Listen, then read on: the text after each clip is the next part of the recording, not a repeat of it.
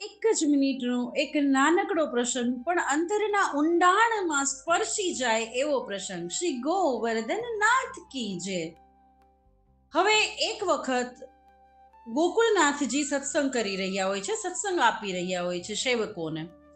તો એમાંથી એક સેવક બહુ ભાવથી પૂછે છે કે પ્રભુ, જ્યારે રાવણ મૃત્યુ પામ્યો ત્યારે એના સૂતકનો ઉછેર કોણે કર્યો, એટલે કે એનું સૂતક કોણે પાડ્યું હશે જ્યારે રાવણ મૃત્યુ પામ્યો ત્યારે?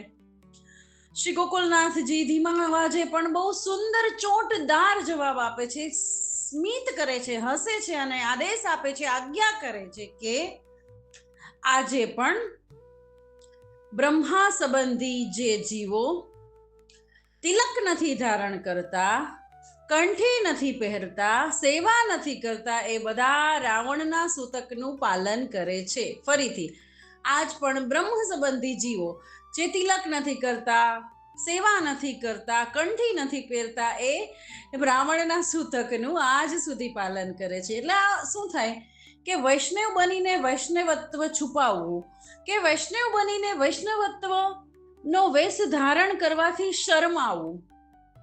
જેમ સૂતકમાં સેવા કરી શકાતી નથી, એવી રીતે જે જીવો ઠાકોરજીની સેવા નથી કરતા, વૈષ્ણવની પરમ સંપત્તિના રૂપમાં તિલક નથી લગાવતા, વૈષ્ણવની પરમ સંપત્તિના રૂપરૂપી તિલક નથી લગાવતા, આવા જીવો રાવણના સગા છે અને એના સૂતકનું પાલન કરે છે.